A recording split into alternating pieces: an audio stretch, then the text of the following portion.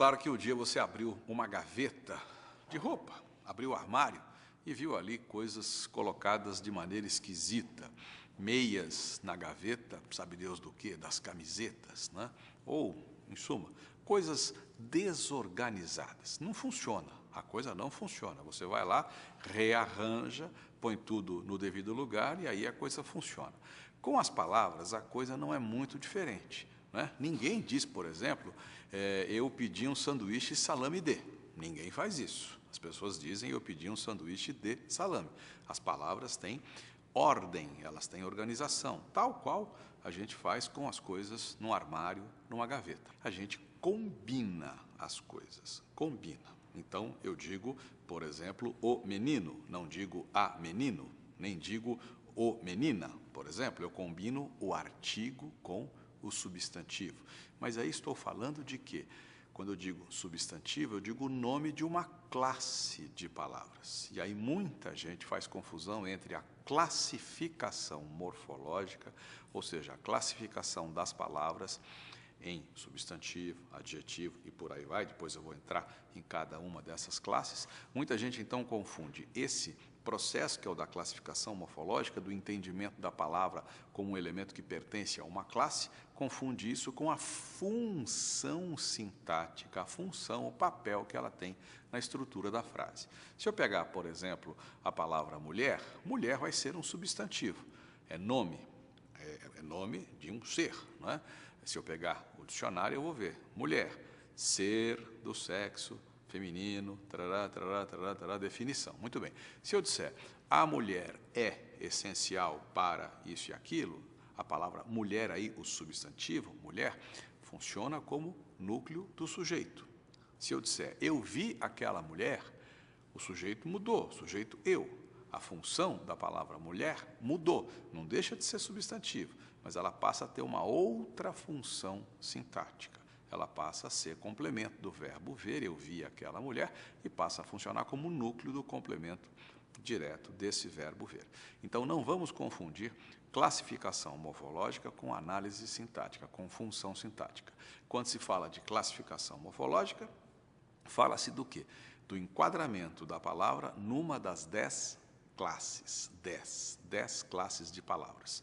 Dessas 10, 6 variam, 4 não variam. Se eu pegar, por exemplo, substantivo, menino, menino tem plural, meninos tem feminino, menina tem diminutivo, menininho e por aí vai, né?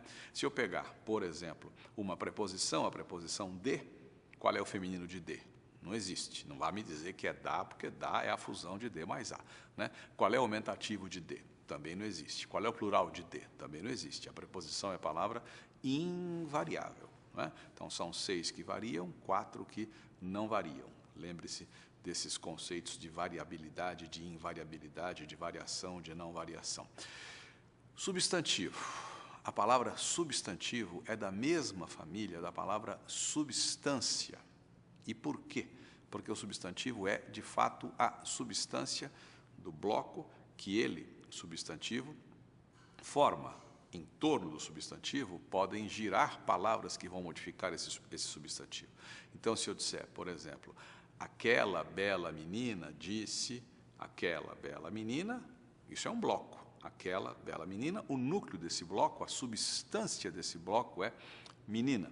E eu tenho bela qualificando menina, não é? É um adjetivo, e aquela indicando, né? Aquela bela menina é um pronome demonstrativo, vai trabalhar ao lado do substantivo. Então, vamos pensar nisso. Quando eu penso em substantivo, eu penso em nome. Tudo que tem nome é substantivo, seja real, seja imaginário. Fada, existe fada?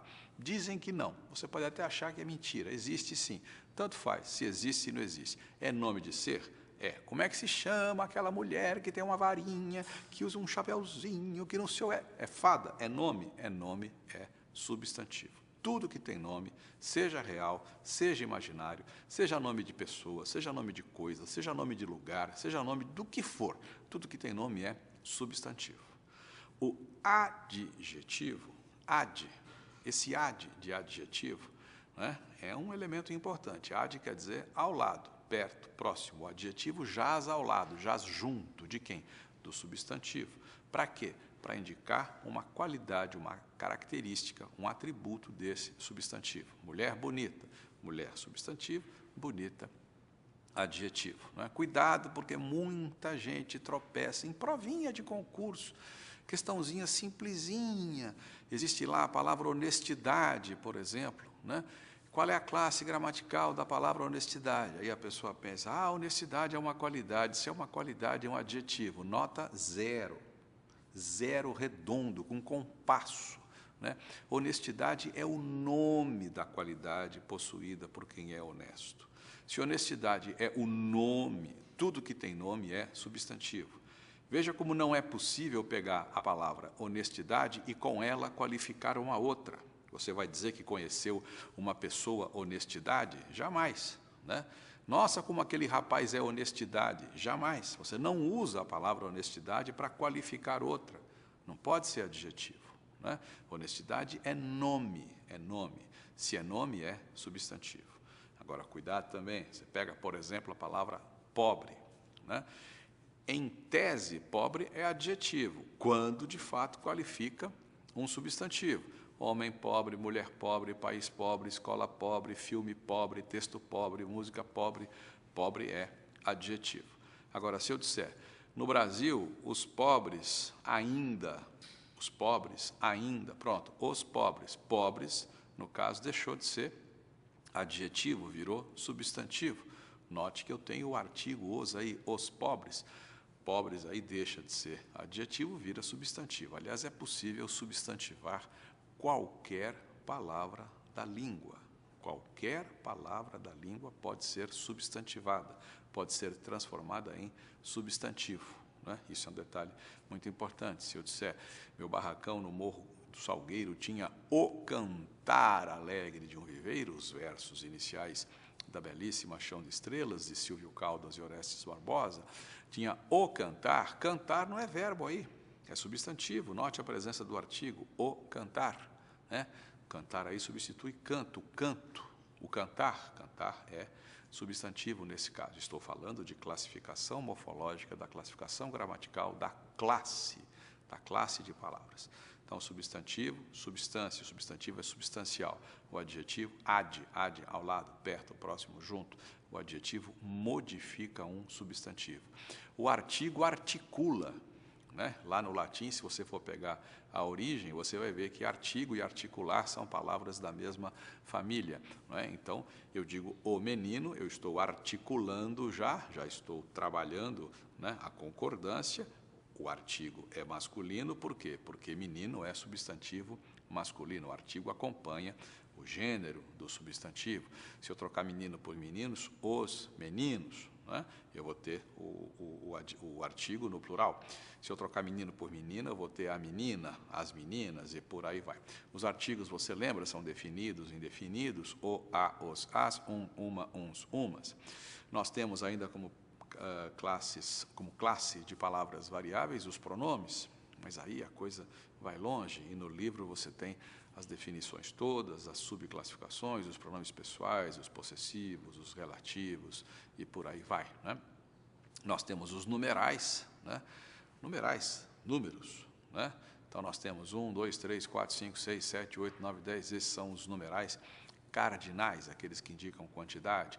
Temos primeiro, segundo, terceiro, quarto, quinto, temos aí os numerais ordinais, e por aí vai. Também você entra lá no livro e vê os detalhes todos. Né? Então, já falamos aqui de artigo, né? Já falamos de substantivo, já falamos de adjetivo, já falamos de pronome, né? Já falamos de numeral, estamos falando das classes de palavras. Chegamos à sexta variável, o verbo. Mas o verbo sozinho já é tão importante que ele mereceu um volume inteiro, né, desta coleção. Então, verbo, lembra? Palavra variável que indica o quê? Ação, indica caráter de estado, indica fenômeno da natureza, tem tempo, presente, pretérito, futuro, tem modo, indicativo, subjuntivo, imperativo, tem pessoa, primeira, segunda, terceira, né, tem número, singular, plural, tem voz ativa, voz passiva e por aí vai.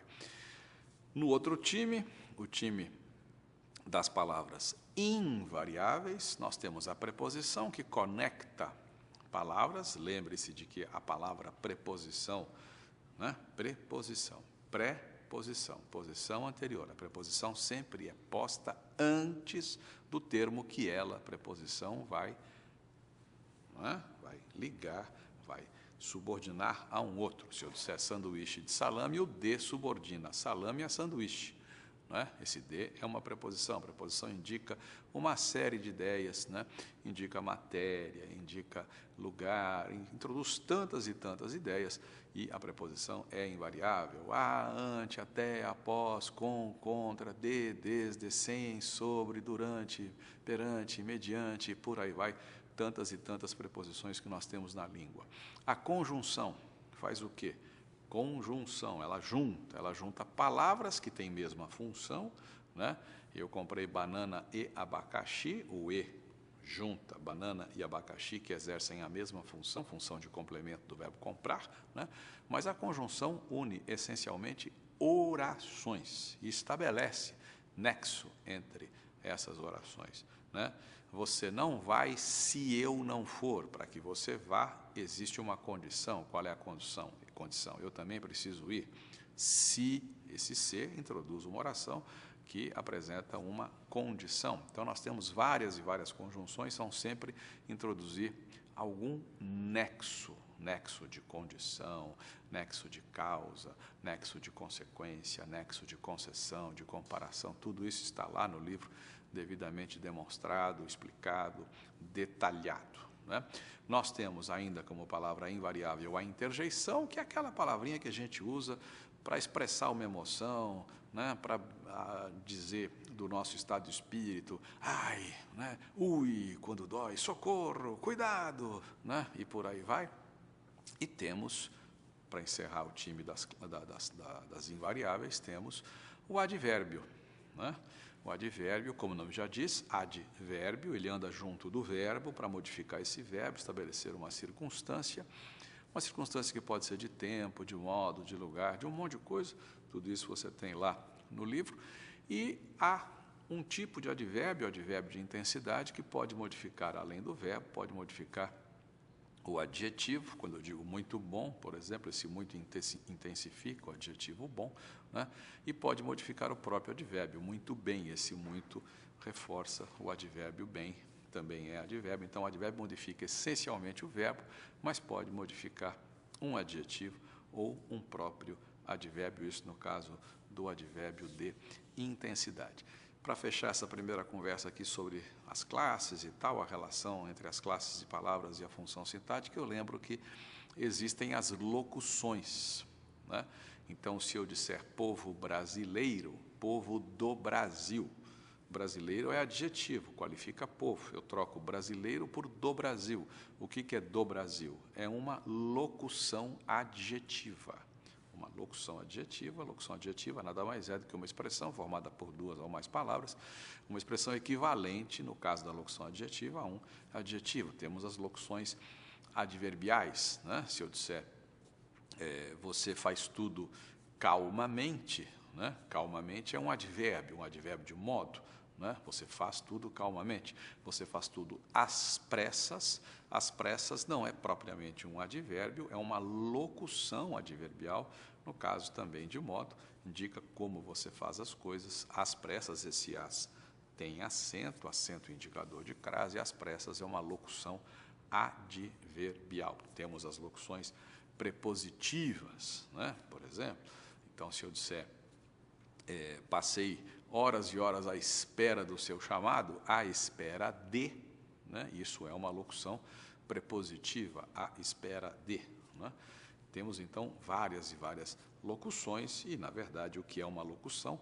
É uma expressão formada por duas ou mais palavras. O papel da locução vai ser classificado de acordo com o papel que exerce na montagem, que exerce, né? O tipo de classe de palavras que essa locução representa. É por aí.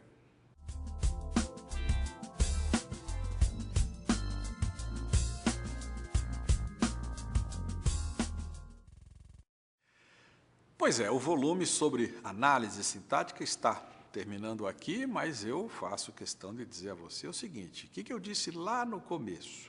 que a gente precisa ver isso funcionalmente. Aí você vai me perguntar, então o que eu faço com tudo isso que eu aprendi aqui?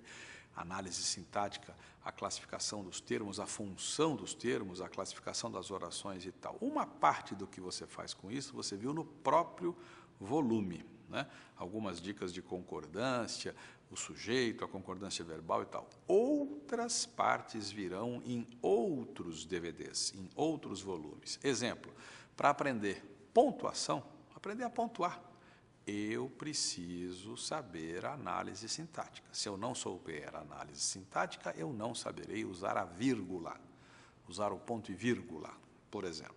Emprego de pronomes, que é outro assunto, né? Se eu não souber análise sintática, vai ficar difícil entender o emprego de determinados pronomes. Então, você teve aqui uma base muito importante do que é preciso saber para compreender outros processos que serão, serão estudados nesta série, nos outros volumes, nos outros DVDs. De qualquer maneira, se você precisar, volte ao início deste, volte ao livro, faça isso quantas vezes você achar que deve fazer. E tire sempre bom proveito disso tudo. Até breve.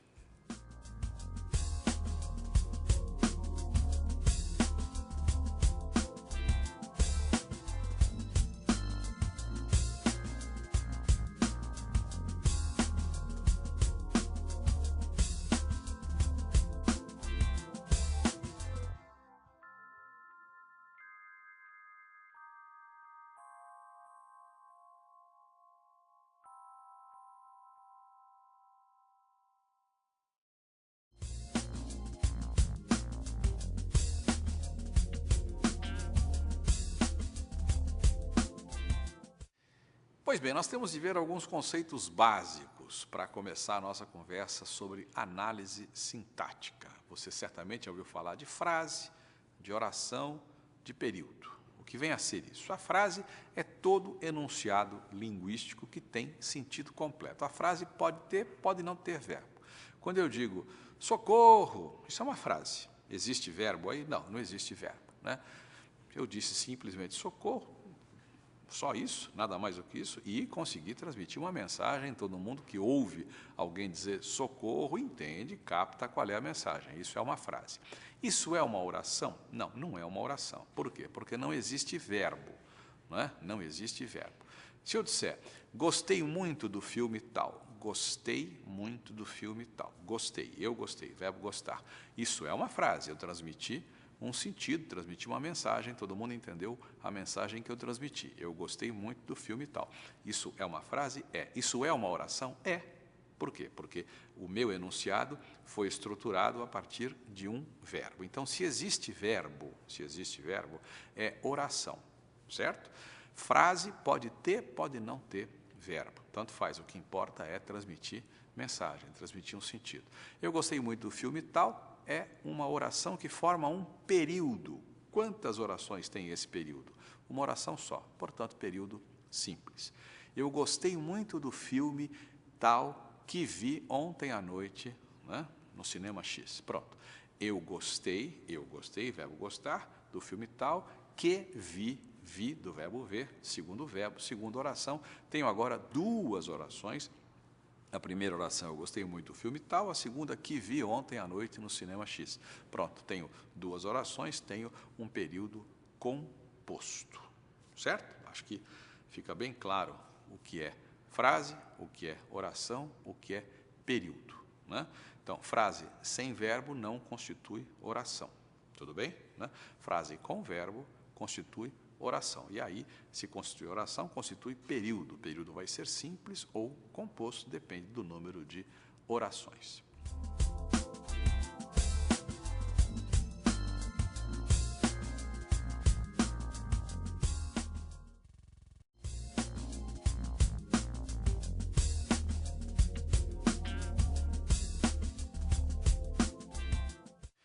Bem, vamos começar a análise sintática do período simples, e eu começo dizendo de novo uma coisa que disse lá no comecinho deste vídeo, deste volume. Mais uma vez eu digo a você, não confunda a classe gramatical, a classe de palavras, a classe morfológica. Não confunda isso com a função sintática. Se eu pegar, por exemplo, a palavra mundo, né? Mundo, o que é mundo? Mundo é um substantivo, é nome, né? O substantivo pode exercer diversas funções sintáticas. Então, se eu disser o mundo é qualquer coisa, né, você completa a frase aí em casa, o mundo aí é sujeito, é núcleo do sujeito é o mundo. Né?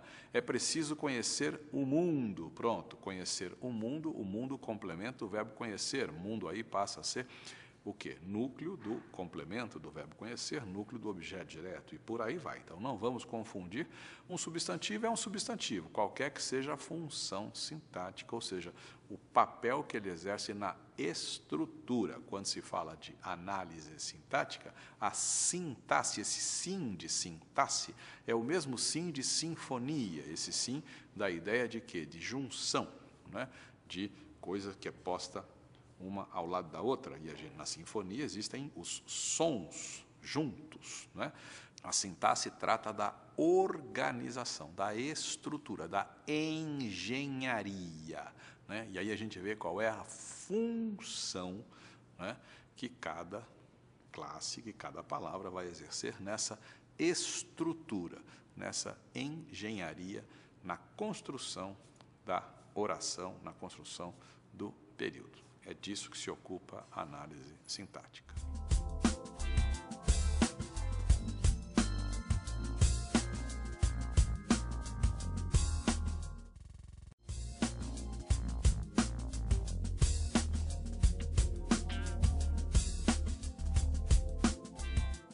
Então, vamos lá, vamos começar a gloriosíssima análise sintática do período simples, e é claro que ela começa pelo gloriosíssimo sujeito.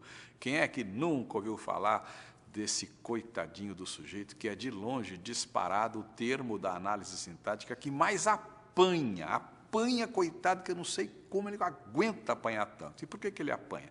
Porque o que se diz de bobagem a respeito do sujeito é uma coisa, é uma grandeza. Por exemplo, sujeito é aquele que pratica ação. Muito bem, sujeito é aquele que pratica ação. O livro é bom. Todo mundo sabe que o sujeito é o livro.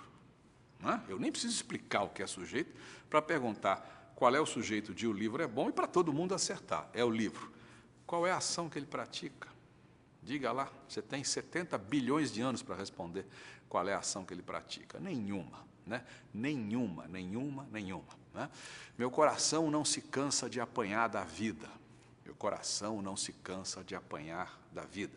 Qual é o sujeito? Também não preciso explicar o que é sujeito para você saber que o sujeito é meu coração. Meu coração não se cansa de apanhar da vida. Qual é a ação que ele pratica? Nenhuma, muito pelo contrário, ele apanha da vida. Quem bate é a vida. É ela, a vida, que pratica a ação, e o sujeito é meu coração. Então, vamos definitivamente esquecer essa coisa de que sujeito é aquele que pratica a ação. Esqueça isso. Apague da sua memória. Você nunca ouviu isso, certo? De jeito nenhum. Outra coisa, o sujeito é gente, é ser humano. Quem foi que disse? Quem foi que disse? Sujeito pode ser gente, ser humano, pode ser coisa. Isso não define nada, não é pré-requisito para nada para que se estabeleça a noção do que é sujeito. Vamos esquecer isso também. Então, a palavra sujeito vem lá do latim, a raiz da palavra sujeito, subjetivo, são palavras da mesma família etimológica, né? Vamos parar para pensar um pouquinho. Se eu disser assim, o leite acabou, eu abri minha boca para falar de quem? Para falar do leite. Para dizer o que dele? Que ele, leite, acabou. Então, eu abri a boca para falar do leite e para dizer que ele, leite, acabou. Eu tenho aí o glorioso par sujeito, predicado. O sujeito é o assunto. O predicado é aquilo que se diz do sujeito. O leite acabou. O sujeito é o leite, foi ele que acabou. O que foi que eu disse dele? Que ele acabou. O sujeito sube embaixo, jaz na base. O assunto está aqui, é dele que eu falo. Se eu trocar o leite por os ovos, Em vez de o leite acabou, eu vou ter os ovos acabaram. Não é? Eu vou precisar adequar o verbo ao sujeito. E com isso eu descubro que o verbo concorda com o sujeito. O sujeito impõe a concordância do verbo. E aí eu vou queimar algumas etapas e simplificar tudo para dizer para você, em palavras bem curtinhas, que ao fim e ao cabo, o sujeito é simplesmente aquele com o qual o verbo concorda. E por quê? Porque se o verbo está no predicado, o predicado é aquilo que eu digo do sujeito. Aquilo que eu digo do sujeito está no predicado está o verbo se refere então ao sujeito, é óbvio, com ele concorda, pronto, acabou. O verbo concorda com o sujeito é aquele com o qual o verbo concorda. Então, pense comigo. Faltou-me coragem. Faltou-me coragem. Eu aposto quanto você quiser, mas quanto você quiser, que se você pegar essa frase, essa oração, esse período simples, faltou-me coragem, se você for para a rua, você escreve num papel, faltou-me coragem, você vai para a rua e pergunta a 1 trilhão de pessoas, já estudou sintaxe um dia na vida? Já. Lembra? Sujeito? Lembro. Qual é o sujeito aqui de faltou-me coragem? Eu aposto quanto você quiser que vai ser o campeão das respostas, vai ser, sabe qual? Eu. Faltou-me coragem. A pessoa vê lá o me, faltou-me coragem, sujeito eu. Segundo colocado, me. Muita gente vai dizer me. E o sujeito não é nem eu, nem me. Como é que é mesmo a frase, a oração? Faltou-me coragem. Qual é o verbo? O verbo é faltou. Faltou concorda com eu? Deixa eu perguntar a você, você foi à escola ontem? Não, ontem eu faltou. Eu faltou ou eu faltei? Para que o sujeito seja eu, o verbo tem que concordar com eu. E eu não faltou, eu faltei. Faltou-me coragem. Não foi a coragem que faltou? Não foi ela, coragem, que faltou? Se eu trocar coragem por forças, eu não vou ter que dizer faltaram-me forças, eu não vou ter que fazer o verbo concordar com forças, porque foram elas forças que faltaram. Então, faltou-me coragem, o sujeito é coragem. Faltaram-me forças, o sujeito é forças. E onde é que está o sujeito de faltou-me coragem? Em que lugar? É a última palavra. E a gente está sempre acostumado a procurar o sujeito lá no começo, achando que o sujeito é sempre a primeira palavra, ou que o sujeito é um ser humano. Vamos esquecer tudo isso. A análise sintática pressupõe, o bom estudo da sintaxe pressupõe antes uma espécie de lavagem cerebral, apagar todas as bobagens vistas antes. Apague, apague, apague. Comece de novo. E comece pensando, raciocinando. Existe sempre uma implicação. Qual é a implicação no caso do sujeito? Se você diz que o sujeito é X, você está jurando por todos os santos em que você crê e por aqueles em que você não crê. Se você disse que o sujeito é X, você acaba de jurar por todos os santos que o verbo concorda com esse X. Então, faltou-me coragem. Sujeito eu? Então, faltou concorda com eu? Eu faltou? Não. Faltou-me coragem, sujeito me conjuga verbo. Você foi à escola ontem? Não, ontem me faltou. Me não faltou coisa nenhuma. O sujeito é simplesmente aquele com o qual o verbo concorda. O sujeito não tem posição fixa. O sujeito pode ser posto no início, no meio, no fim. Isso não quer dizer absolutamente nada. O sujeito pode ser humano, pode não ser. Pode ser um pronome, eu, ele, ela, nós. Pode ser um substantivo, né? O livro, a mulher, né? Coragem, que é um substantivo, né? Forças, que é um substantivo, e por aí vai. Vou dizer de novo, sujeito é simplesmente aquele com o qual o verbo concorda. E lembre-se disso, quando você disser que o sujeito é X, você estará afirmando, por trás disso, que o verbo concorda com aquele X. Faça o teste e veja se é verdade. Veja se o verbo efetivamente concorda com aquilo que você disse que é sujeito. E aquilo que eu disse lá no comecinho, a história da funcionalidade. Lembra? Se eu sei de verdade o que é sujeito, eu sei fazer concordância verbal. E se eu sei fazer concordância verbal, eu sei ser claro quando escrevo quando falo. Eu sei deixar as coisas, né, devidamente encaixadinhas, bonitinhas, no primeiro par essencial, que é o par sujeito-verbo.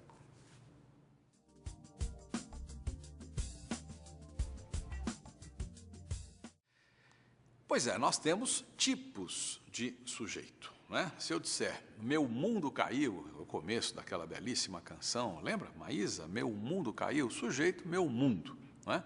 E é perfeitamente possível determinar, meu mundo caiu, sujeito, meu mundo, eu posso colocar o dedo ali e dizer, ó, o sujeito da oração, meu mundo caiu, é meu mundo. Eu posso determinar, é claro que esse sujeito é determinado. É? Sujeito determinado.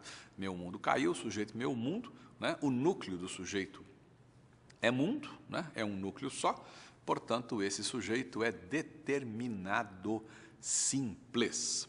Se eu dissesse, meu mundo e as minhas ilusões caíram, eu teria sujeito determinado, meu mundo e minhas ilusões, e sujeito composto, porque eu teria dois núcleos. Um núcleo seria mundo, o outro núcleo seria ilusões. Meu mundo e minhas ilusões caíram. Núcleo mundo, núcleo ilusões, dois núcleos, sujeito composto, sujeito determinado composto. Às vezes, o sujeito é determinado, mas não vem expresso. Eu digo, fomos ao cinema ontem à noite. Qual é o sujeito de fomos ao cinema ontem à noite? O verbo é fomos. Se o verbo é fomos, se a forma verbal é fomos, é porque ela concorda com nós. Não é? Onde é que está a palavra nós? Foi dita? Não, não foi dita. Não é? Está subentendida na forma do verbo, na terminação do verbo, na desinência do verbo. Então, esse sujeito pode ser chamado de oculto, como dizem alguns, pode ser chamado de implícito, implícito na desinência do verbo, desinencial, há quem o chame assim, desinencial por quê? Porque ele é percebido pela desinência do verbo e, de qualquer maneira, ele é determinado, porque eu posso determiná-lo. Eu posso dizer, se você me perguntar qual é o sujeito de fomos ao cinema, eu posso dizer, sujeito nós, sujeito determinado oculto, determinado implícito, determinado desinencial e por aí vai. Existe o determinado e existe o indeterminado, aquele que não se pode determinar. Existe, mas não é possível determinar. Se eu disser para você, levaram minha carteira, levaram minha carteira. Né? Levaram, verbo levar, conjugado na terceira pessoa do plural, não é? Terceira pessoa do plural, do pretérito perfeito, levaram minha carteira. Você vai dizer para mim, então se está conjugado na terceira pessoa do plural, você vai dizer então sujeito eles? Não, sujeito eles não, eu disse levaram não porque eu sei que foram eles. Eu disse levaram porque essa é uma maneira de indeterminar, ou porque não se pode, ou porque não se quer. Nesse caso não se pode, eu não sei quem levou, eu digo levaram. Às vezes eu posso, né? Eu posso determinar, mas não quero. Né? Eu estou numa reunião com pessoas que eu conheço, eu sei quem disse determinada coisa, mas eu não quero determinar e digo ironicamente, pois é, disseram que, mas esse disseram é fulano, mas eu não quero dizer fulano disse. Eu uso que recurso?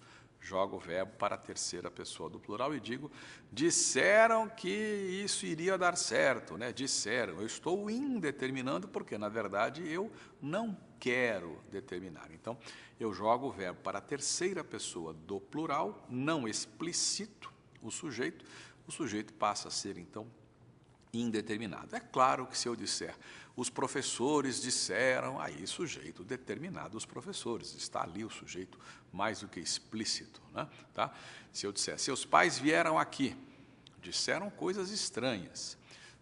Seus pais vieram aqui, disseram, seus pais disseram. Aí o sujeito é perfeitamente determinado, o contexto me permite determinar. Pelo contexto, é muito fácil perceber que é outra história, é outro caso. Bom, então, uma das possibilidades de indeterminação do sujeito é o verbo na terceira do plural, nos casos que eu mencionei. Outra possibilidade de indeterminação do sujeito, o verbo associado à palavrinha se, mas não qualquer verbo, não em qualquer caso. aqueles verbos que não admitem voz passiva. Exemplo, o verbo duvidar. Duvida-se de cada coisa, acredita-se em cada coisa, confia-se em teses estranhas, né? Precisa-se de operários, né? Precisa-se de operários, né?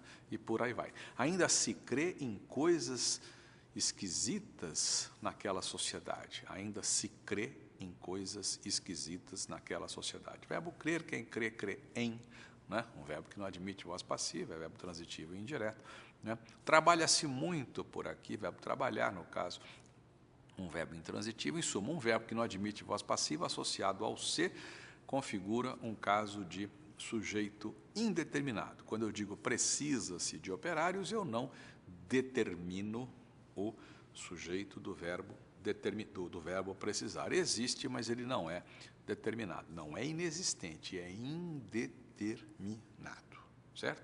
E existe o sujeito que não existe, ou seja, o sujeito inexistente, né? A oração sem sujeito. E quando é que a oração não tem sujeito? Essencialmente quando o verbo indica fenômeno climático. Choveu ontem à noite, nevou nos Estados Unidos na semana passada, né? Chove muito aqui no verão, né? Verbo chover, verbo nevar, verbo trovejar, esses verbos que indicam fenômenos da natureza. O verbo haver, quando ele, verbo haver, é usado com sentido de existir ou de ocorrer, há muitos acidentes naquela estrada, há pessoas incapazes de isso e aquilo, há pessoas, né? Em suma, esses verbos, o verbo haver, o verbo fazer, quando indica também noção de tempo, faz 10 anos que não vou lá, note que não há concordância, faz 10 anos, não diga fazem 10 anos que não vou lá, né? Então, o verbo fazer usado nesse caso, o verbo haver, os verbos que indicam fenômenos da natureza. Mas é bom tomar cuidado para não generalizar. Não é sempre que o verbo fazer não tem sujeito, não é sempre que o verbo haver não tem sujeito, né? Se eu disser, eles se houveram bem na prova, os meninos se houveram bem na prova, verbo haver aí com o sentido de sair-se, né? Os meninos se houveram bem, os meninos se saíram bem na prova, sujeito aí os meninos, né? Não é inexistente não, de jeito nenhum. Verbo fazer também, ela faz ótimos pratos, ela faz, sujeito ela. É fazer quando indica fenômeno climático, ou faz dias frios aqui, ou quando indica tempo, intervalo de tempo, faz 10 dias que não vou lá, é esse fazer que não tem sujeito. A mesma coisa com os verbos chover, nevar e tal. Às vezes a gente usa chover em sentido figurado. Choveu pontapé durante o jogo, choveram protestos durante a reunião. Choveram protestos. Chover aí não quer dizer chover no sentido, né, do clima, né? Chover aí tem sujeito, choveram protestos, eles, protestos, choveram, né? O verbo tem sujeito, sim, o sujeito é protestos no caso.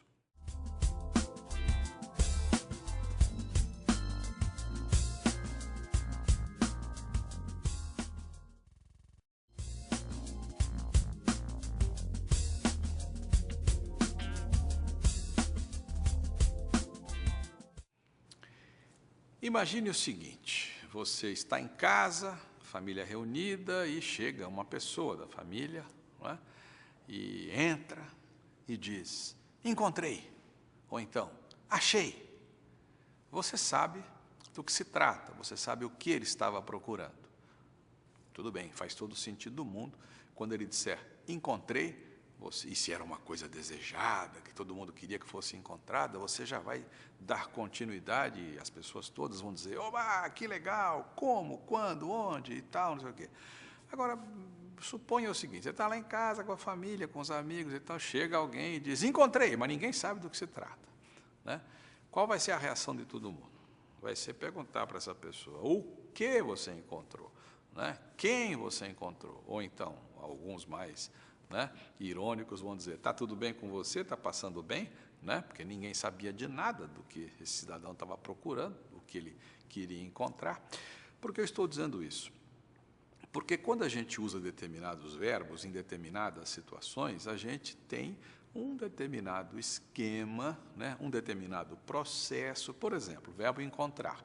O ato de encontrar começa em quem encontra, mas termina na coisa encontrada ou na pessoa encontrada. Esse ato de encontrar só se concretiza se ele começar em quem encontra e desembocar em quem é encontrado ou naquilo que é encontrado. Ou seja, o ato de encontrar tem um trânsito, transita, vai além de quem encontra, vai além, começa em quem encontra e desemboca, né, e termina no que é encontrado ou na pessoa que é encontrada. Verbo amar, normalmente, como é que a gente diz? Eu amo tal coisa ou amo tal pessoa, não é? Eu amo esse tipo de música. O ato de amar começa em mim, sou eu que sinto esse amor, não é? Mas esse amor não fica preso em mim, ele sai de mim e tem um destino, tem um alvo, né?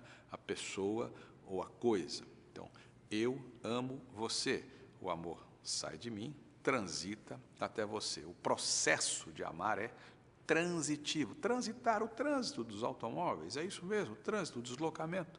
Então, o ato de amar, nesse caso, eu amo você, é um processo, um ato transitivo. O ato de encontrar também. Eu encontrei o disco. Eu encontrei o disco. O ato de encontrar transita de mim para o disco. Aí ele se concretiza, né? Agora, o ato de dormir. O que acontece? Eu dormi ontem, dormi pouco ontem, né? O ato de dormir se concretiza em mim, no sujeito, né? Ele não transita do sujeito para um outro elemento, de jeito nenhum, né? Então, ele fica preso ao sujeito, ele não transita, ele é intransitivo. Então, existem processos verbais que transitam, outros que não transitam. E os que transitam podem transitar de duas maneiras. Eu amo você, eu gosto de você.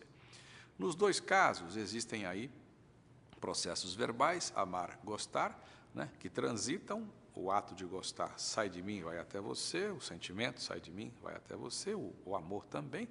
Mas, num caso, eu amo você, o trânsito é direto, eu amo você. No outro caso, eu gosto de você, existe uma passagem, aí um pit stop, né? Uma passagenzinha pela preposição de. É uma passagem indireta. Então, eu amo você, o verbo amar transitivo direto, eu gosto de você, o verbo gostar transitivo indireto, ele tem uma passagenzinha por uma preposição. Eu gosto de você, o de é preposição, gostar transitivo indireto, né? Eu me dedico a você, ou a preposição, a dedicação sai de mim, desemboca em você, eu me dedico a você, preposição a relação é indireta, e por aí vai, não é? Então, existem verbos transitivos diretos, verbos transitivos indiretos. Os complementos desses verbos vão ser objetos. A palavra objeto, por favor, não é só sinônimo de coisa. A tesoura é um objeto, o lápis é um objeto, o tijolo é um objeto, sei lá, coisas, materiais que a gente chama de objetos. A palavra objeto é também sinônimo da palavra alvo, da palavra objetivo. Na linguagem do direito, é muito comum num contrato, o imóvel tal objeto deste contrato, objeto, alvo, né? Então, quando eu digo que amo você, eu amo você, você é o objeto do meu amor, é o alvo do meu amor. E é um alvo direto, não há preposição. Então, eu amo você, eu sujeito, amo, verbo transitivo direto, você, objeto direto, complemento do verbo amar. Eu gosto de você, eu sujeito, gosto, verbo, transitivo indireto, de você, alvo indireto, objeto indireto, complemento verbal indireto, preposição de você, objeto indireto, objeto do verbo gostar, que é transitivo indireto. Lembre-se de uma coisa, essa classificação sempre é feita a partir do uso do verbo na frase, no texto, no contexto, né? Eu só vou classificar o verbo transitivo, intransitivo, transitivo direto, transitivo indireto, na frase. Se eu pegar, por exemplo, o verbo aspirar, né? Eu aspirei o perfume, aspirei o delicioso perfume, né, daquelas flores, eu aspirei o perfume aí é complemento direto, aspirar quer dizer inalar, né? Eu aspiro a esse cargo, aspirar não quer dizer inalar, quer dizer desejar, e se eu aspiro a esse cargo, o verbo aspirar é transitivo indireto, nesse caso, é assim que ele é usado na língua culta. Cuidado, porque dizer que o verbo aspirar é indireto, nesse caso, ele é sinônimo de querer, não quer dizer que o sinônimo dele vá ser indireto também. Eu quero esse cargo, eu desejo esse cargo, eu pretendo esse cargo, eu almejo esse cargo, eu aspiro a esse cargo. Então, note que eu tenho almejar, pretender, desejar, querer, todos usados sem a preposição, são diretos. O cargo, esse cargo, objeto direto. Eu aspiro a esse cargo, aspirar com o sentido de querer, de pretender, de almejar, de desejar. Ele, aspirar, é indireto, usado com a preposição a, então o complemento vai ser indireto. Em suma, volto ao ponto, é preciso pensar, raciocinar relativamente e não absolutamente. O raciocínio é relativo, não é absoluto. Cada caso é um caso, mas você precisa ter noção geral da coisa, né? No caso da transitividade verbal, lembrar que esse conceito de transitividade é aquilo que eu disse no começo. Trânsito, a coisa transita, vai de A para B, do sujeito para o verbo, do verbo para o complemento. É por aí.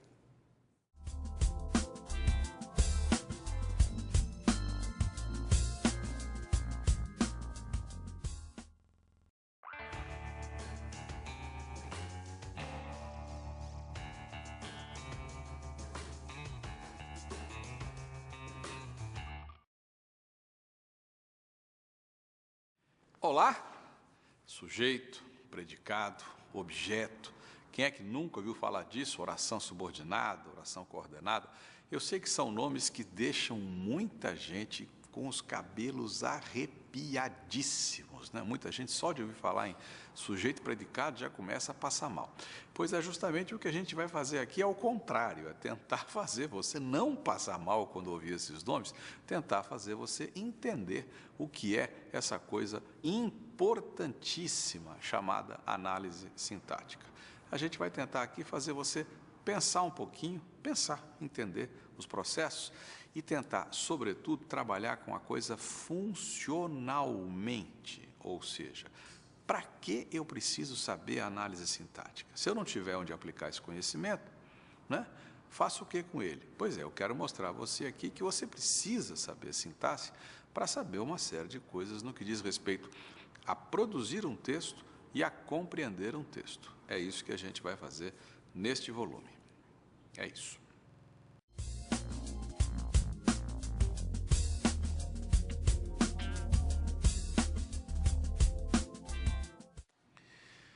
Duas palavrinhas rápidas sobre um termo que compõe a oração. É um termo que nem sempre é lembrado, né? O agente da passiva. Bom, quando eu falo em agente da passiva, se eu parar para pensar, agente da passiva, agente da voz passiva, aquele que age quando a oração está na voz passiva. Então, se eu disser para você, 2 dos gols foram marcados por fulano. 2 dos gols foram marcados por fulano.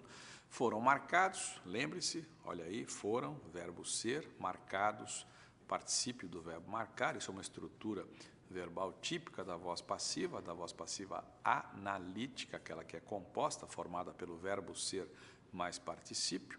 2 dos gols foram marcados, o sujeito aí é 2 dos gols, né? Eles, gols, foram marcados por fulano. Fulano marcou esses gols, né? Então, a oração está na voz passiva, 2 dos gols foram marcados, o sujeito é paciente, é alvo do processo, o gol não marca, o gol é marcado, né? E o agente, o executor do processo é fulano. Então, para que exista, no caso, por fulano, agente da passiva, para que exista agente da passiva, é preciso que haja uma oração na voz passiva, normalmente na passiva analítica, essa feita com o verbo ser mais o particípio, e o agente da passiva, cuidado com o que eu vou dizer agora, corresponde na voz ativa ao sujeito. Quer ver? 2 dos gols foram marcados por fulano. Qual seria a voz ativa disso? Fulano marcou 2 dos gols. Aí, fulano marcou, fulano vira sujeito. Na voz ativa, fulano é sujeito. Na voz passiva, marcados por fulano, agente da passiva, agente da voz passiva.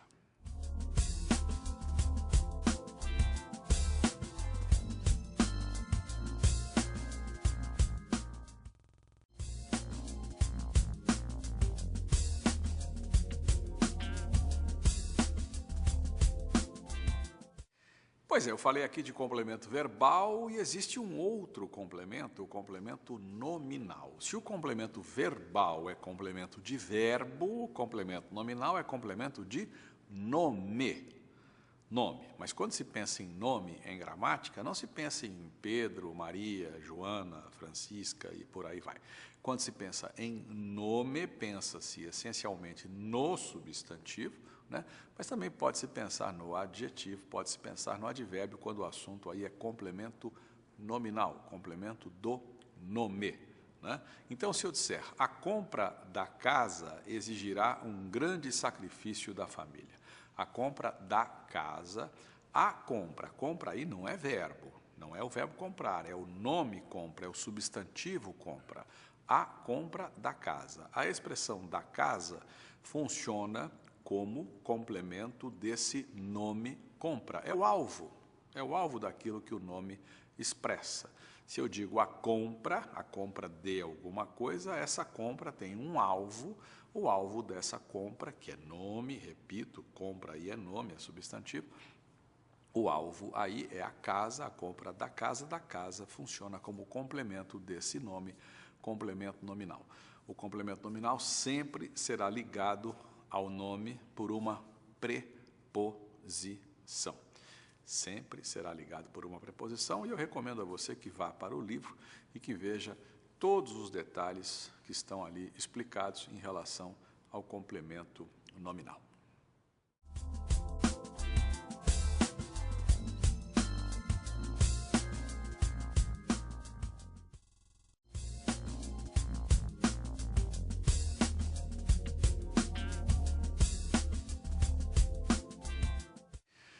Nós temos, na análise sintática, dois predicativos, o predicativo do sujeito e o predicativo do objeto. Se você parar para pensar, você logo vai chegar a que conclusão? Predicativo do sujeito, predicativo, um atributo, né, de quem? Do sujeito. Né? Predicativo do objeto, um atributo do objeto. Se eu disser para você, a Terra é azul, como disse, né, o famoso astronauta, né, a Terra é azul, o sujeito é a Terra, né? O restante é o predicado, e nesse predicado é azul, existe um termo azul que se refere diretamente ao sujeito, atribuindo a ele, sujeito, uma qualidade, uma característica. Azul aí é predicativo do sujeito. A terra é azul, azul, predicativo do sujeito. Né? Vamos ver um outro exemplo. Eu cheguei a Brasília exausto. Eu cheguei a Brasília exausto. Sujeito, eu. Predicado, cheguei a Brasília exausto. Nesse predicado existe um termo que se dirige diretamente ao sujeito, que modifica o sujeito, que atribui uma qualidade ao sujeito. Exausto aí é predicativo do sujeito. Cuidado, porque muita gente fica tentadíssima a dizer que, nesse caso, eu cheguei a Brasília exausto. Exausto é adjunto, adverbial, de modo... Não é nada disso. O advérbio, você lembra? Eu disse lá, o advérbio não varia, não varia. Se eu não fosse homem, se eu fosse mulher, eu diria, eu cheguei a Brasília exausta. Né? Exausta no feminino, concordando com um eu feminino. Né? Eles chegaram a Brasília exaustos. Elas chegaram a Brasília exaustas. Note como exausto, exausta, exaustos, exaustas. Note como esse termo modifica o sujeito. Tanto modifica o sujeito que se refere a ele e concorda com ele. Detalhe, o predicativo do sujeito tem que fazer parte do predicado e se referir ao sujeito. E o predicativo do objeto? É um atributo do objeto. Eu considero você capaz. Eu, sujeito, considero o verbo transitivo, você, o complemento do verbo, considerar, você é objeto, objeto direto, capaz é um atributo do objeto. Eu considero você capaz, eu o considero capaz. Esse é um artifício que muita gente usa, substituir o objeto inteiro por um pronome, eu o considero capaz, e capaz fica ali, a palavra capaz continua na frase, modificando esse objeto, esse o que representa você. Eu considero Capaz esse diretor, considero esse diretor capaz. Eu o considero capaz, predicativo do objeto, um atributo que se dá ao complemento verbal, normalmente ao objeto direto.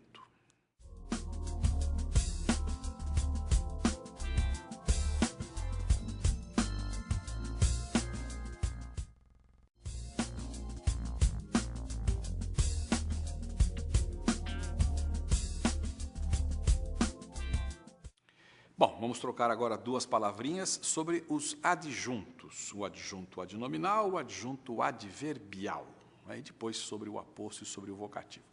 Pelos adjuntos a gente começa. Adjunto é um exagero da gramática, porque ao pé da letra a palavra adjunto significa junto, junto, porque ad quer dizer junto, adjunto, junto, junto. Adnominal, ad quer dizer junto, então adjunto, adnominal, ao pé da letra quer dizer junto, junto, junto do nome, né? Ufa, né? Que é para ninguém se esquecer de que o adjunto tem que estar junto. No caso do adjunto adnominal, o adjunto do nome. Então, se eu disser para você, aquela bela professora encanta seus alunos, aquela bela professora sempre encanta seus alunos, aquela bela professora, professora é o núcleo de aquela bela professora, aquela e bela são adjuntos desse nome, porque professora é nome, é substantivo, é núcleo do sujeito no caso. Aquela e bela funcionam como adjunto do nome, adjunto adnominal. Aquela bela professora sempre encanta seus atentos alunos, seus atentos alunos. Seus atentos alunos é complemento do verbo, é objeto direto, o núcleo disso é alunos, um nome, um substantivo, seus e atentos, adjuntos adnominais, adjuntos do nome. Temos o adjunto adverbial, como o nome já diz, adjunto adverbial é adjunto do verbo, ou seja, quem é que funciona como adjunto adverbial? É o advérbio. O advérbio ou a locução adverbial, já falei disso neste volume, não é? Então, se eu disser sempre vejo, né, os programas desse jornalista, sempre vejo, sempre modifica vejo, que é verbo, indica quando eu vejo, é um adjunto do verbo, um adjunto adverbial, no caso de tempo. No livro você tem todas as classificações, os detalhes e tal a respeito dos adjuntos adverbiais. O aposto. O aposto é um termo que esclarece, que define, que identifica um nome, né? Então, se eu disser fulano de tal, governador do estado X, né? Fulano de tal, governador do estado X, assinou ontem, governador do estado X, esclarece, né? Define, identifica, fulano de tal, vírgula, governador do estado X, vírgula, assinou ontem, governador do estado X, é aposto em relação a fulano de tal. Se eu disser, por exemplo, o nome de uma cidade, depois uma característica dessa cidade, Ribeirão Preto, a ex-capital do café, né, fica no estado de São Paulo. A ex-capital do café é aposto em relação a Ribeirão Preto. É um termo que explica, esclarece, identifica. Muita gente acaba ligando o aposto à ideia de vírgulas, o aposto sempre entre vírgulas, o que não é verdade. Se eu disser o rio Amazonas nasce no Peru, o rio Amazonas, Amazonas é o nome do rio, é aposto, e não há vírgulas aí. O rio Amazonas, Amazonas é um aposto restritivo, aposto especificativo, diz o nome do rio, e a gente não põe vírgulas aí, não é? Então, cuidado com isso, porque nem todo aposto vem entre vírgulas. É muito importante esse conceito para você não errar a classificação, a função do aposto. E o vocativo, o glorioso vocativo, como o nome já diz, vocativo da família de evocar, evocar, chamar. O vocativo é simplesmente aquele que a gente chama, aquele a quem a gente dirige a palavra, não é? Aquele ao qual o emissor dirige a mensagem. Vem cá, moleque. Moleque é vocativo. O vocativo é sempre virgulado e pode passear pela frase moleque, vem cá. Não há posição fixa para o vocativo e ele não se prende diretamente a nenhum termo da oração. Moleque, vírgula, vem cá, vírgula, moleque. No livro você tem observações muito importantes em relação à pontuação, ao papel da pontuação em relação ao vocativo.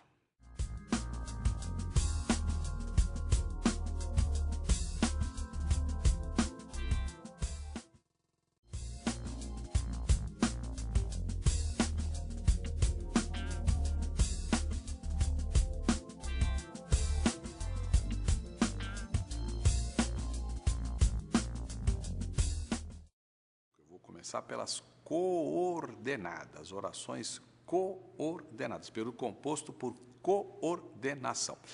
Pare para pensar.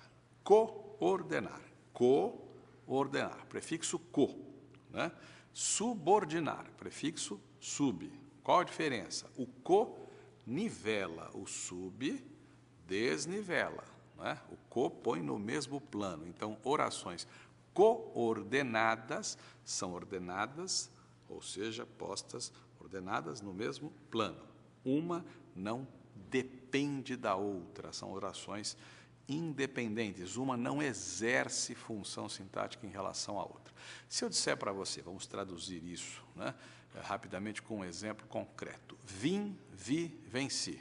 Conhece a frase, né? Famosíssima. Se não conhece, vá lá procurar em história que você vai descobrir, e todo mundo, todo o universo dessa frase é muito interessante.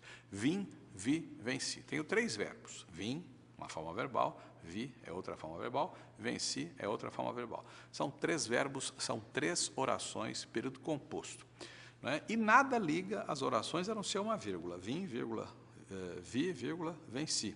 Alguém pode colocar ponto e vírgula, aí, em suma. Nenhum elemento conecta essas orações. As 3 orações são absolutamente independentes, são coordenadas e são coordenadas assindéticas. Assindéticas porque elas não têm o síndeton, né? Não tem o elemento de conexão, né? O elemento de junção, né? Vim, vi, venci. As 3 são coordenadas assindéticas. Se eu tivesse vim, vi e venci, a terceira oração seria ligada, introduzida, ligada anterior, introduzida por um e, pela conjunção e. Então, eu teria vim, vi e venci. A primeira oração, coordenada assindética.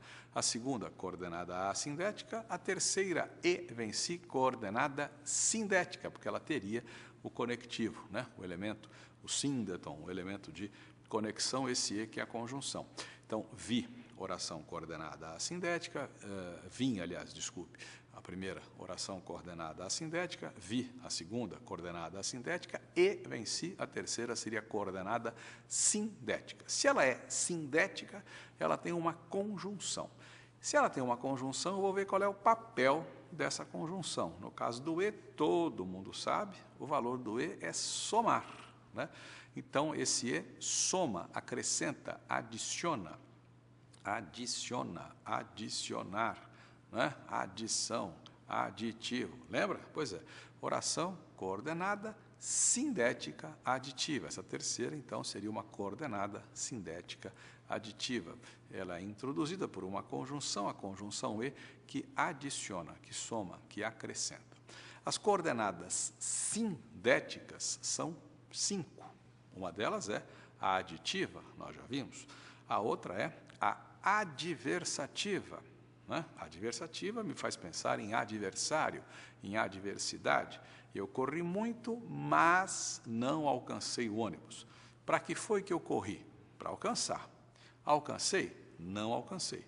Corri muito, vírgula, mas não alcancei o ônibus. A oração mas não alcancei o ônibus é coordenada sindética adversativa. Ela expõe um fato adverso, oposto, contrário ao que se expressa na oração anterior. Posso trocar esse mas por uma série de conjunções. Corri muito, porém não alcancei o ônibus. Corri muito, entretanto, não alcancei o ônibus. Corri muito, contudo, não alcancei o ônibus. De qualquer maneira, eu vou ter aí a segunda oração como coordenada sindética adversativa. Tenho uma terceira coordenada sindética. Qual é? A alternativa, como o nome já diz, vai introduzir uma alternância. Cale-se ou saia da sala. Cale-se ou saia da sala. Eu dou 2 opções. Quais são as opções? Calar-se ou sair, né? Ora chove, ora faz sol, né? Temos aí a alternância. Então, eu tenho, no caso de cale-se ou saia da sala, esse ou saia da sala, uma oração coordenada sindética alternativa. Então, repassando, temos a aditiva, que expressa adição, temos a adversativa, que expressa adversidade, temos a alternativa, que expressa alternância, temos a conclusiva, que expressa uma conclusão, como o nome já diz. Eu não tenho dinheiro, portanto, não posso pagar. A oração, portanto, não posso pagar, introduzida por portanto, expressa uma conclusão que se pode tirar do que se diz na primeira oração. Eu não tenho dinheiro, portanto, não posso pagar. O raciocínio é muito simples. Para poder pagar, é preciso ter dinheiro. Eu não tenho dinheiro, conclusão, não posso pagar. Esse, portanto, pode ser trocado por logo, não tenho dinheiro, logo não posso pagar.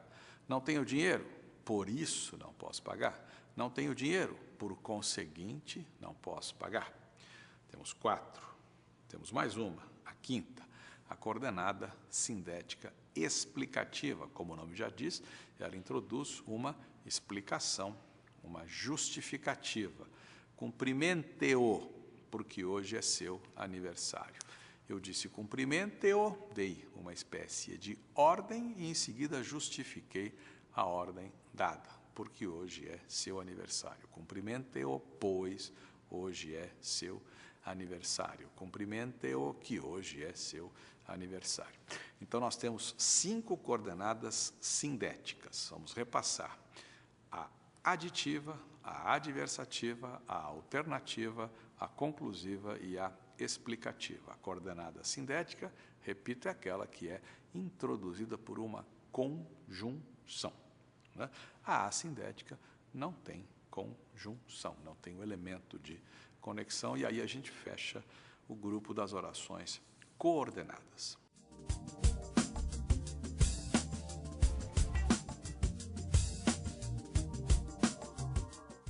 As orações subordinadas podem ser classificadas, né, de acordo com a função que elas desempenham, e uma das classificações, qual é?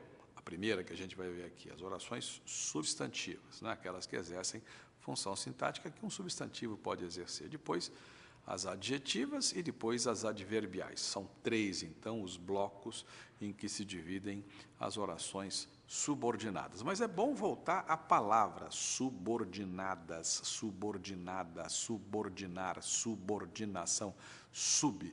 Sub é para baixo. Se eu tenho uma oração subordinada, eu tenho uma oração dependente. Eu quero que você venha. Eu tenho 2 orações. Quero é um verbo, primeira oração, quero. Que você venha. Venha é um verbo. Então, forma uma segunda oração. São 2 orações. A primeira é quero, a segunda é que você venha. A oração que você venha é subordinada à oração quero, né? Quero é uma oração, que você venha é outra, quero é a oração principal, porque é a ela que a outra se subordina. Muito bem. Eu poderia dizer para você, quero a sua vinda. Se eu dissesse quero a sua vinda, eu não teria um período composto. Eu teria um período simples, né? Eu teria só o verbo querer. Quero a sua vinda. Eu pego a expressão a sua vinda e transformo numa oração, que você venha. Por acaso venha é do verbo vir e o ato de vir é vinda.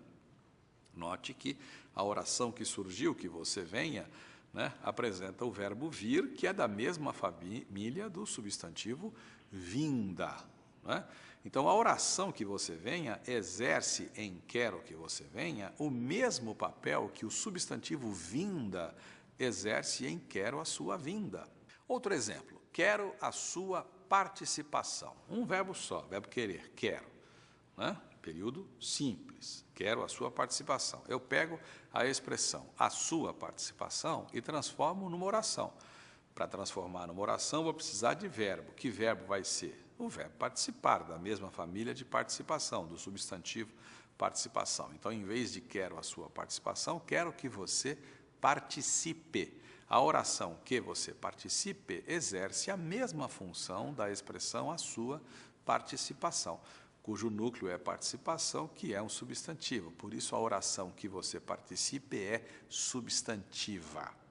Ela exerce função que, no período simples, é exercida pelo substantivo. E que função é essa?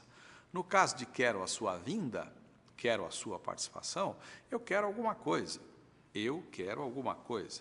Eu, sujeito, quero o verbo transitivo, nós já aprendemos aqui a noção de transitividade verbal, né? Eu quero X. O que é X? X é aquilo que eu quero. X é o complemento do verbo querer, né? X é um objeto direto, porque o verbo querer não rege preposição. Muito bem. Quando eu digo quero a sua participação, quem é o X? O X é a sua participação, objeto direto. Quero que você participe, quem é o X? É a oração que você participe. Que você participe é uma oração subordinada, substantiva, objetiva, direta. Não se assuste com o tamanho do nome, porque eu já expliquei todos eles, mas explico de novo. Por que oração subordinada? Porque se prende a outra, que é a chefe, que é a principal, depende dessa principal. Por que substantiva? Porque a oração que você participe exerce, no período composto, função que no período simples é exercida por um substantivo. Se eu quero alguma coisa, quem é que exerce a função de complemento do verbo querer? Um substantivo. No caso, uma oração substantiva que você participe. E por que objetiva direta? Porque essa oração funciona como objeto direto do verbo querer. Determinados vestibulares, a FUVEST, por exemplo, costumam perguntar assim, eles pegam lá um trecho de um texto, né, e grifam lá um verbo e perguntam assim, na base bem sequinha mesmo, indique o objeto direto de quero, por exemplo. Se você imagine lá um texto, no texto há uma passagem, eu quero que você participe, por exemplo, um texto qualquer, né? Eu quero que você participe. A banca grifa, quero, ou nem grifa, e diz, na pergunta, curta e grossa, indique o objeto direto de quero. Ora bolas, o objeto direto de quero é aquilo que eu quero, porque se eu quero alguma coisa. Eu quero que você participe, o que é que eu quero? Que você participe. Então, qual é o objeto direto de quero? Resposta, que você participe. Essa é a resposta, é aquilo que eu quero. O objeto direto de quero é aquilo que eu quero, é tão simples. Mas as pessoas se apavoram com os nomes, com a coisa e tal, a nomenclatura. É só parar para pensar. Tá certo? Bom, oração subordinada substantiva. É uma oração subordinada que exerce a mesma função que um substantivo pode exercer. São 6 essas funções. Se você voltar lá para o livro, você vai ver, são 6, a subjetiva, objetiva direta, objetiva indireta, completiva nominal, predicativa e apositiva. Eu vou deixar você voltar lá para o livro para ver com detalhes, mas vou encerrar este comentário sobre as substantivas dando atenção especial a uma delas, a oração subordinada, substantiva, subjetiva, aquela que exerce papel de sujeito. Vamos lá. É fundamental a sua participação. É fundamental a sua participação. Quantos verbos nós temos aí? Um só, é, né? Verbo ser, um verbo só, uma oração só, período simples. Qual é o sujeito? É fundamental a sua participação. O sujeito é a sua participação. Ela, a sua participação é fundamental. Ela é fundamental. Muito bem. O núcleo de a sua participação é participação. Sujeito simples, né? Núcleo, participação. Vamos transformar esse período simples num período composto. Vamos trocar a expressão a sua participação por uma oração. É fundamental que você participe. A oração que você participe passa a ser o sujeito da forma verbal é, porque simplesmente ela indica aquilo que é fundamental. É fundamental a sua participação, o sujeito é a coisa que é fundamental. É fundamental que você participe, o sujeito de é a coisa que é fundamental, ou seja, que você participe. Voltando ao vestibular, seria perfeitamente possível você encontrar uma pergunta assim. Há no texto uma passagem que diz, é fundamental que você participe. Vem a banca e pergunta. Pergunta curta e grossa. É fundamental que você participe. Indique o sujeito de é. Ora bolas, o sujeito de se fosse fulano é bobo, sujeito de fulano, é ele que é bobo. Né? O doce é gostoso, sujeito de o doce é o doce que é gostoso. O sujeito de é aquilo que é. É fundamental que você participe? Ué, o que é? Não é que você participe que é? Não é isso que é fundamental? Então, o sujeito de é que você participe. Então, não se assuste com esse tipo de pergunta lá no vestibular. É fundamental que você participe. Indique o sujeito de é, resposta, que você participe.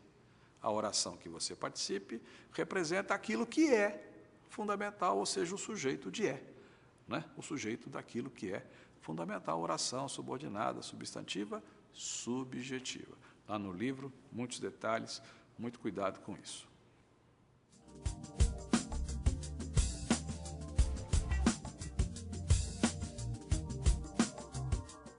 Bem, eu disse que as subordinadas, as orações subordinadas se dividem em 3 blocos, lembra?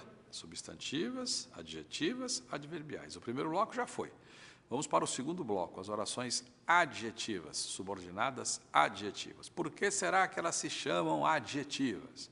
Né? Opção A, porque equivalem a uma batata. Opção B, porque equivalem a uma cebola. Opção C, porque equivalem a uma pizza. Oração D, porque equivalem a um adjetivo. Tchan, tchan, tchan, tchan. Qual será a resposta? É claro que as orações adjetivas se chamam adjetivas porque equivalem a um adjetivo, exercem papel de adjetivo. E qual é o papel do adjetivo? O papel do adjetivo, você sabe, é modificar o substantivo, qualificar o substantivo, caracterizar o substantivo. Então, se eu disser para você, não gosto de mulher mentirosa, não gosto de mulher mentirosa, eu vou ter um verbo só, gosto. Verbo gostar, uma oração só, período simples. Não gosto de mulher mentirosa, período simples. Mentirosa, se eu for fazer a classificação gramatical, classificação morfológica, mentirosa, você sabe, é um adjetivo, qualifica o substantivo mulher. Não é assim? Né?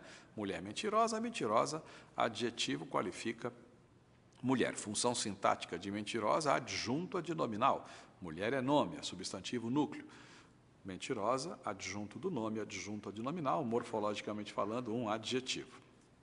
Vamos transformar esse período simples num período composto. Em vez de dizer não gosto de mulher mentirosa, posso perfeitamente dizer não gosto de mulher que mente. Pronto. Eu agora tenho 2 verbos. Gosto, do verbo gostar, mente, do verbo mentir. Não gosto de mulher que mente, é um período composto. A oração que mente, a primeira oração, é não gosto de mulher. Assim, epa, não gosto de mulher é uma frase perigosa, né? Porque se eu parasse aí, imagine só, veja como é fundamental, né? Veja como é fundamental a oração que qualifica, que caracteriza a mulher, né? Não gosto de mulher, é a primeira, a segunda é que mente, né? A oração que mente qualifica a mulher, é uma oração que equivale a um adjetivo, um adjunto adnominal, é uma oração subordinada adjetiva. Então, a oração subordinada adjetiva funciona como um adjetivo, caracteriza, qualifica um substantivo da oração anterior. Quem é que introduz a oração adjetiva? É sempre, sempre, sempre um pronome relativo. E o relativo mais comum é o que. Né? Então, esse que de que mente é um pronome relativo. É como se eu tivesse assim, não gosto de mulher, certas mulheres mentem, não gosto dessas mulheres que mentem. O raciocínio seria mais ou menos esse. Esse que está no lugar de mulher. Mulher que mente, mulher a qual mente. Esse que é pronome, representa mulher, substitui mulher e relaciona o termo mulher, que está na oração anterior, com um termo da oração seguinte, que no caso é o verbo mentir, que mente. Quem introduz o elemento que introduz a oração adjetiva é sempre o pronome relativo. O relativo mais comum é que, além do que, nós temos o qual, a qual, os quais, as quais, temos cujo, né? O relativo mais frequente é que. Muito bem, as adjetivas se dividem em 2 blocos, em 2 subblocos. A adjetiva restritiva, a adjetiva explicativa. Né? E aí, todo cuidado é pouco. Como o nome já diz, a adjetiva restritiva restringe. É o caso do exemplo que eu dei. Não gosto de mulher que mente. A oração que mente restringe o universo anterior. Não é de qualquer mulher que eu não gosto. É de mulher que mente, ou seja, há uma restrição. Eu pego o universo todo de mulheres e me refiro apenas a uma fatia desse universo. A oração que mente restringe o universo de mulheres ao universo de mulheres, a parte, a fatia mentirosa desse universo. Então, que mente é uma oração adjetiva restritiva. A restritiva nunca é separada do termo anterior por vírgula. A explicativa, né? A explicativa, a mulher que representa o sexo frágil, na verdade, de frágil nada tem, né? Então, a mulher, vírgula, que representa o sexo frágil, vírgula, na verdade, de frágil nada tem. A oração que representa o sexo frágil refere-se à palavra mulher, mas não a uma fatia do universo, ao universo todo. Não há mais uma restrição, e sim uma generalização. Temos aí, então, uma oração subordinada adjetiva explicativa. Essa sempre é separada do termo anterior por meio de vírgula. A mulher, vírgula, que representa o sexo frágil, vírgula, na verdade, de frágil nada tem. Qual é a oração principal aí? Ora, se a oração adjetiva é que representa o sexo frágil, a oração principal é o resto. A mulher, na verdade, de frágil nada tem. Note que aconteceu aí a quebra, a oração principal foi quebrada, fica um pedaço para um lado, um pedaço para o outro. A oração principal é a mulher, na verdade, de frágil nada tem. Essa é a oração principal, um verbo, verbo ter. A oração subordinada adjetiva e explicativa é a que está lá no meio, né? Que representa o sexo frágil, e a explicativa porque ela não se refere a uma fatia do universo expresso pelo termo anterior, e sim a todo o universo expresso pelo termo anterior. Volte ao livro, vá ao livro, lá existem muitos exemplos, né? Importantes exemplos para você perceber bem a diferença entre a restritiva e a explicativa.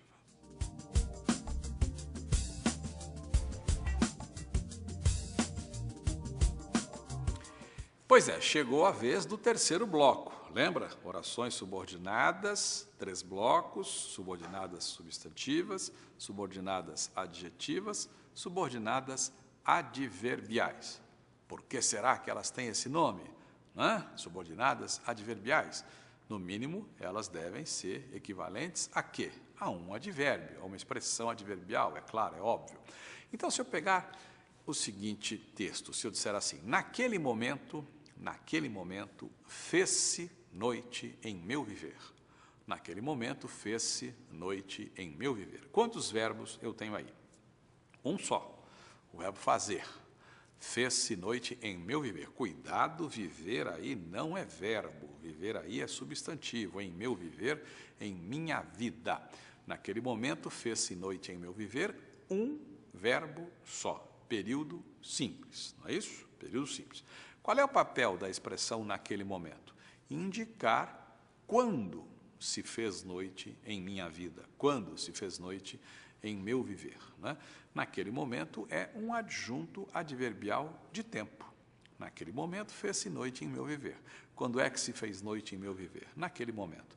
A expressão naquele momento tem a função sintática de adjunto adverbial de tempo. Pois bem, não vou dizer naquele momento fez-se noite em meu viver. Vou recorrer à célebre letra de Travessia, belíssima canção de Milton Nascimento e Fernando Brant, melodia de Milton Nascimento, letra de Fernando Brant.